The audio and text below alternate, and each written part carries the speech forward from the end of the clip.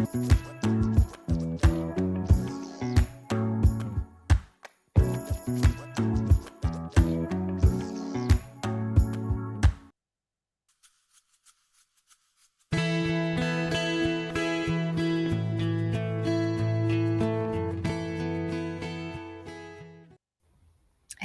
everybody. Welcome back to another episode of Relatively Damaged Live. I'm Angela. And I'm Kat. And we're live switched shows today. I know we are, aren't we? The live shows are currently streamed to Twitch, Twitter, YouTube, Facebook. I think I got them all. Remember, if you enjoy our conversations, please subscribe and or share with your friends. And so if you're new to the show, on the Monday segment of the show, Kat and I talk about topics that we find interesting for about 30 minutes. And today's topic is, how do you find peace from your mind? And I'm laughing because it's only hitting me that our pre-conversation about the show was me about talking about how I have been in my head. Oh, yes, yes, yes. I get that. Um, I've done a lot of talking about that this weekend. I was at a retreat, and a lot of it was head knowledge versus heart knowledge kind of discussion and things like that. So it's hitting home for me too. I think that maybe that's why I was so receptive in our pre-show conversation too, with what you were saying. It was a different context, but it made sense. It made a lot of sense. Yeah, I was really talking about where it's so easy to box people into behaviors or my experience. I may have one experience with them and then, decide that they're going to behave that way forever. And that's just who they are, instead of giving them room to change. And as far as like being in my mind about it, what was happening was I'm trying, really, my goal is to stay in the I don't know world, to stay in the world of possibilities, to open myself up to realize that just because that was my experience this time doesn't always mean it's going to be my experience next time. And at the same time, remembering that there's this thing called forgive and learn. And so I have this ability to work my mind up into all these different possibilities. And really, it's in an effort to find peace so that I'm not passing judgment before consistently on the same person deciding who they're going to be. And I would even extend that to, who am I going to be? Me too, right. Yeah. Who am I going to be? because today, I can be one way, and tomorrow I could decide to be a different way. Yeah. And I think our quotes kind of go into that a little bit about um, you know, living in the here and now. In the here and now, I'm here with you. We're doing this thing right here. When we're finished and I go off and I will be doing something else. But that other thing that I have planned for this afternoon, I have to do some writing. And so it's going to put me in a different mind, in a sense. And so I have to, in a sense, switch. And I have to use different aspects of myself. And I think that's the thing is, in any one moment we may experience one aspect of ourselves or one aspect of somebody else. But in another moment they're different. My experience of you, I know you're a mom, but because we know each other long distance, I've never, other than a few brief moments on camera, seen you interact with the kids. So I don't know you really as a mom, just to give you, one kind of aspect of that. And so I would observe you're very different in your interactions with me than you are with your kids. Yeah, so how does this fit in with our quotes? The original quote was from the Gita, and it's the let's see if I can say the first part right. Ba- Bhagavata. I used to say it right, but now I can't. Anyway, or the way everyone thinks it needs to be said. So the bottom line is that quote says, "We must deliver ourselves with the help of our minds. For one who has conquered the mind is the best of friends. But for the one who has failed to do so, the mind will remain the greatest enemy." And when I think about that, I think that with what I was talking about earlier, I'm I know my mind and I know I want to pass those judgments. And I know even with myself sometimes I'll lock myself into this idea of who I am and what that means to be Angela. And the only way out of that is to become, I think, self-aware of this is my behavior, this is what I did, because it doesn't mean I have to do it again. But as soon as I become self-aware of my subconscious routines, my ideas, what I believe in, then I can change my mind. Oh, yeah, yeah, absolutely. And it's interesting. I'm thinking of, and I think the people who give me the most trouble in life, when my mind is open to learning, I learn the most from those people. Mm, And mhm, usually I learn the most about myself from those people.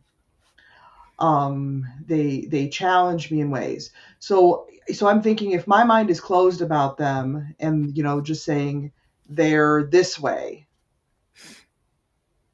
then I'm closed. I'm not mastering my mind.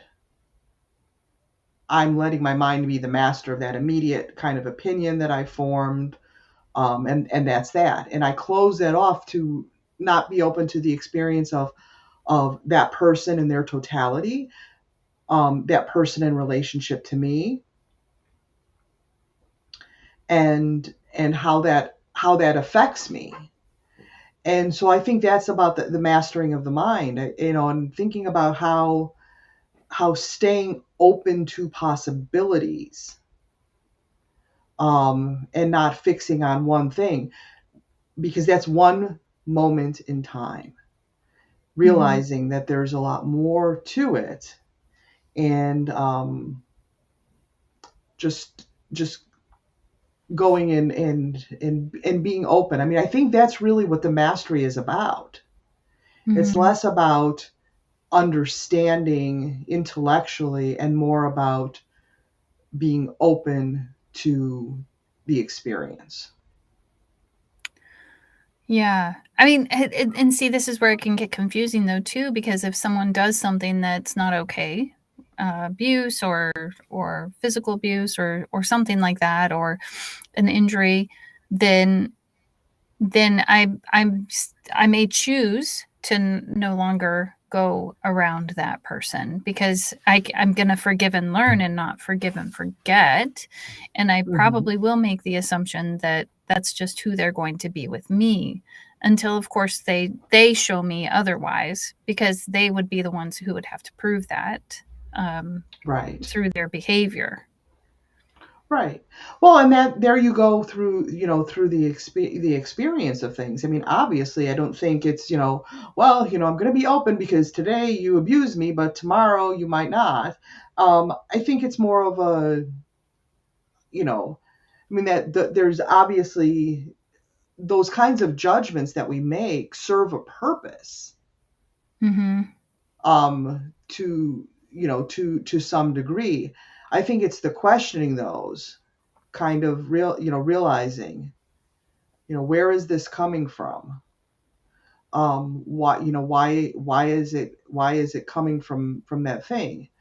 um I mean, I've had interactions with people who I love greatly, and they've said some very hurtful things that people might consider emotional abuse. And But when I stop to think where they're coming from and why they said those things, it not only allows me to forgive, not forget, but to open that place in my heart. There are some people who don't go there and don't pass that. Hey, Malcolm. Hey, Malcolm. Thanks for coming. Yeah, And you're yeah, making go me ahead. think of, I think it's I think it's a lot of like what Byron Katie talks about, that if, you know, people don't hurt us unless they're confused, first of all. Um, there's another quote, but it does give me that room. Oh, if they're believing what they're believing, how could they not say that? Or how could Hmm. they not Hmm. do that? I mean, really, truly, if they believe that they are a certain story or a certain storyline, how could they not make that choice? I think that, it's kind of like a few weeks ago, someone had talked to me and they brought up a belief. I don't remember who it was about, what it was, but it was a story. And I said, hold on a minute. I don't like that story, because when I believe that story, I'm not a nice person because I start passing judgment. I want to be a nice person. So I'm not going to go with that story. I'm going to choose this one over here and really believe. And just, I think I decided that the person just didn't were they were unaware of their subconscious routines and were operating from not knowing, because they Hmm. didn't have the mind to get there. The problem, I think, sometimes, at least for me, and the question, how do you find peace from your mind, is that I can work myself into a bunch of spirals, which in some ways actually helps me to stay in the I don't know world. So it can be Hmm. super Hmm. helpful, and it can also be extremely frustrating. Well, I think on that one, if it's okay with you, I'm gonna bring in our other quote from Joe Yep. Dispenza. Mhm. Because of our large brains, human beings are capable of thinking about their problems, reliving past events, or even forecasting future worst case situations, and thus turning on the cascade of stress chemicals by thought alone. We can knock our brains and bodies out of normal physiology just by thinking about an all too familiar past or trying to control an unpredictable future. And that's from his book, Being Supernatural. Yeah. And I think that's true. When we go into Yeah. that, at least for me, when I go into past experiences, it so basically what he's talking about is when you go into that thought of that past experience, and let's say that, and with that thought comes all of these emotions. And before you know it, just by paying attention to that thought or choosing that thought, now you've exhibited or you've brought up this whole chemical reaction inside of the body. And now you're behaving from that perspective and not from another perspective. So at that point, you've given up your your will, I guess, would be a good way to put it, Yeah. because you've just accepted that the thought was true, and then accepted that because of that thought you have these emotions, and now your body's a terrible mess. Well, maybe not a mess, but my body becomes a Well, terrible mess. most people do. It just depends on the degree, I think. That release of the stress hormones, and it's true. I mean, you and I have talked before numerous times about you know, I have a tendency to go into this cycle where I'll have a situation that I know I've been in with the past with a certain person, and it's been stressful and it's been uncomfortable or abusive or just downright nasty. And I know that I have to be in contact with this person again. And so rather than just saying, you know what, I'm going to be open to the experience, I'm going to be who I am in the moment. I'm not going to react to the other person. And this is what I know I have to do. And just be like, I can't control this other person and do that. What is this interaction telling me? I tend to go into this cycle of, well, what if they do this? What am I going to do? What if they do this? What am I going to do? And so I'm getting all stressed out because I'm scripting all the possibilities that I could think of that might happen based on my past experience of that person or with that person. And so being able to take that and throw that model out, that comes back to our question: how do you find peace from your mind? I think in And those for moments, oh, go ahead. no, I was just going to say, for when I go there, I'm saying, how am I going to find that? And I know it comes from that not place of judging that person. I can judge that past experience, but that doesn't necessarily, it's hard to do this. It's hard to say, based on my past experience, I'm judging you now. I can say, okay, based on my past experience, this is what happened. Do I have to be aware of that? Absolutely. But is that going to be the person that you are today? Maybe, maybe not. For me to stay peace in my mind, I have to stay in myself and not worry about what you're going to do until it's done. And then I can choose what to do. I can choose to walk away and say, I'm not going to deal with you. You're disrespectful, you're mean, you're emotionally abusive. And I mean, I could either actually say that aloud, or I could just act on that to protect myself rather than getting into that whole stressful situation. What am I going to do? Yeah, with the And that's dysregulating emotions. exactly, because it's keeping myself in my mind where I want to be at all times. I realize we can't always find that peace at all times. But if we know the peace exists and we know where it is and where to find it and how to find it, we can always go back to that quickly. Well, And I'm it going to takes go back practice. to, yeah, that's that becoming self-aware and really understanding, know thyself, right? So if we go into scriptural references, that's actually really important to know how I'm responding. And sometimes too, people are going to do stupid things that are painful to me, and sometimes they're going to say something or do something without even realizing that it's hurtful to me. And that's on me if I'm going to say something about it. But sometimes it just shows me where I need to do some more work.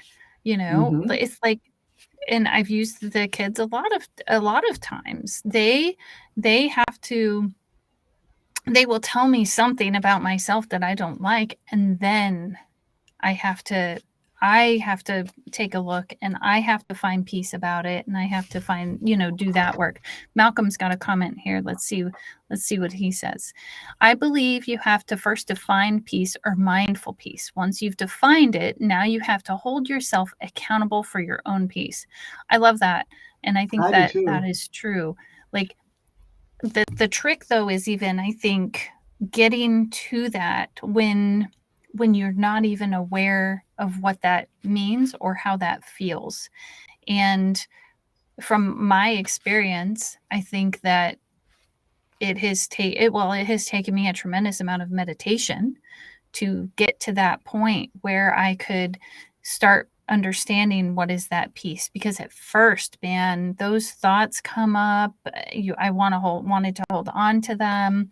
Even finding peace, I don't think my body even knew what it meant to find peace. Right? Like, I had no idea. And I wonder too, I'm thinking, Malcolm, I think each person might need to define it for themselves. Like, it's a journey that you probably want to take with other people, and yet part of it you have to figure out what that means to you. I'd be interested in hearing your thoughts on that too. He Mm-hmm. says yes. Yeah. Yeah, and Yeah. finding it's so hard. So hard. And so fantastic once you get there. Right. And realizing, I mean, the whole idea of finding the peace from your mind is realizing what your mind goes. I mean, for me, the way I speak of it and I think of it, and it works for me. It may not work for you. The thing I talk about head knowledge and heart knowledge. And my head can be crazy town sometimes because it will take me to places, again, thinking about all the possibilities, catastrophizing, everything that can go wrong. And when I open up my heart, that's where I find the place of peace. And I can ask myself the questions, other than what you are thinking and feeling in this moment, are you okay? Mm. That's one of my favorite kinds of things when things are going crazy. And even when things are going well, um, we were talking about last night. I with a group I was involved with, hosted this open house, and it was wildly successful, greater than I thought that it would be. And I, of course, was worrying about everything. What's going to happen? Is everybody going to do what they're supposed to do? And all throughout the process, I had to keep coming back. It was like my mind and my heart were fighting with each other. My mind was like, you have to take control. You have to do this. You have to make sure everything is done. And my heart was saying is, trust in the process. Do what you need to do. Trust that everybody else will do what they need to do. Yeah. And so it was this kind of back and forth. So I mean, I think that's a good example of finding peace in your mind, even in a good situation, Mm-hmm. because I could have gone that whole let my mind take over and go down that whole, everything's going to go wrong, what if we don't have enough food? What if we don't have enough beverages? What if the room, isn't set up, et cetera, so on and so forth, and I just, like I said, I just had to trust and do my part. And it So turned it's out almost like you beautifully. kept shifting back to the heart, is what I'm hearing you Yes, say. Like, so I'm in my exactly. head, I've got all these ideas of what's going to happen, and now I need to, oh, hold on, I don't need to control that. I want to be in my heart and I want to enjoy this. Yes. And Um, when you did that, did it open more up the world of being okay with I'm not exactly sure what's going to happen, or what I like to call the I don't know world? oh yeah. I mean, I was living in that I don't know world. Part of it was, um, I didn't know how many people were going to be there. I was figuring maybe 40 people at most, and we had over 70 people there, and over 30 online. So that to me was just like, oh my gosh, it was just this overwhelming support. And then it just went well, it flowed well. Um, and in Do part you was because think I did my part. Right. My other question, do you think that maybe because you were kept redirecting to the heart, that you weren't looking for all of the confirmation that things might not go well? Absolutely. Because my mind would go there, and then I'd want to start being like, well, let me call so and so and see if they did this, let me call so and so and see if they did that. I was Right. like, and I was just like, no, no. People, these are adults that I'm working with. I think they're as committed to this as I am. They have committed to doing XYZ, committed to being there at a certain time to, help get everything ready. And I was just like, it's going to be what it's going to be. Mm. I'm going to trust in that. And it was hard. It was really hard to do that.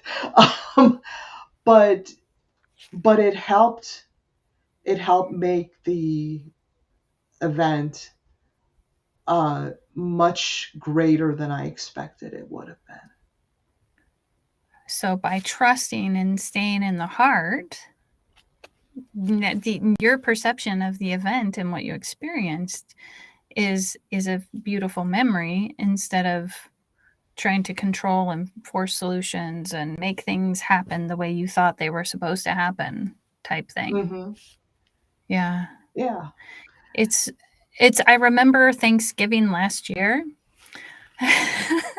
My goal was to um Dr. Fred gave me the like there was, I think it was a holiday week, and there, he wanted me to well, of course it was holiday week. It was Thanksgiving. Anyway, so we had been talking about, utilizing the question, how will I be surprised, and things like that. And when I walked into, so in the at Thanksgiving, it was absolutely crazy. We forgot the water in the bottom of the turkey pan. There were we had gotten the wrong potatoes. We had done all these things. And I had said early on in the day, as my sister was here, because she was the one helping me cook, today we're just going to be surprised. Whatever happens, we're going to be surprised and happy about it. Let's just do this, and so we actually made it an intention for the entire day.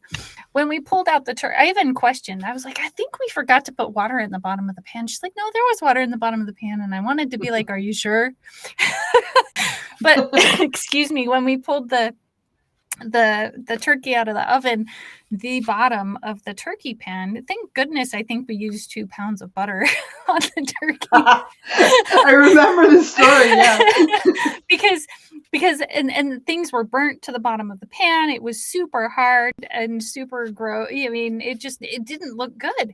And I was like, gee, I wonder how the gravy is going to turn out. But we just kept going as if, right? And I'll tell you what, the turkey was so moist, and the gravy, we got more compliments on the gravy than we'd had in years. I mean, there was so much that went well. And even if it didn't go well, we were going to be surprised and happy, remember? Because we set that intention. So even if it wouldn't have gone well, I have a feeling we probably would have been laughing like, well, this is a fantastic surprise. It turned out like crap. Like we didn't, you know. So anyway, now that I finished that story, Malcolm did put another quote up on the screen.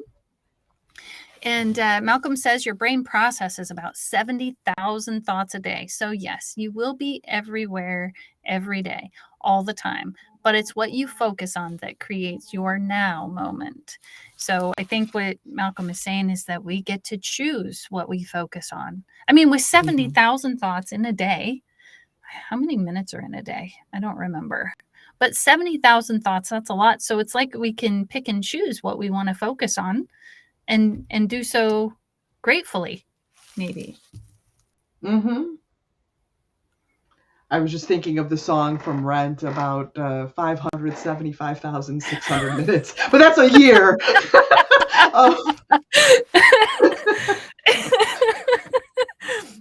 I love that movie. And I'm choking my spit now. Hold on. Sorry about that. Well, no, but really, that actually, if we're trying to challenge our mind, and I think that's what I like doing for myself, is pushing those limits to challenge those thoughts. Are they true? Do I even need to worry about it right now? How do I bring myself back into the moment? It just, because it really depends on which thought I pick up on. Am I going to pick that one up, or am I going to pick this one up? Do I want to listen to that one? Kind of like the story that my sister, or the belief that my sister had about whatever person it was. And I was like, well, I don't want to believe that.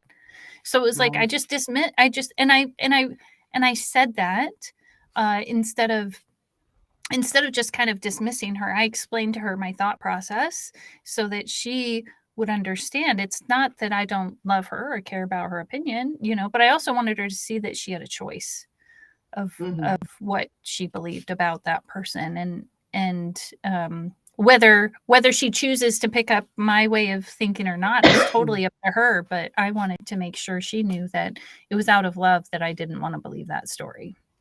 Yeah. No, it makes certain sense, and that's where you had to find your peace in that moment. Yeah. And and I love what Malcolm said about the now moment. You focus on that now moment.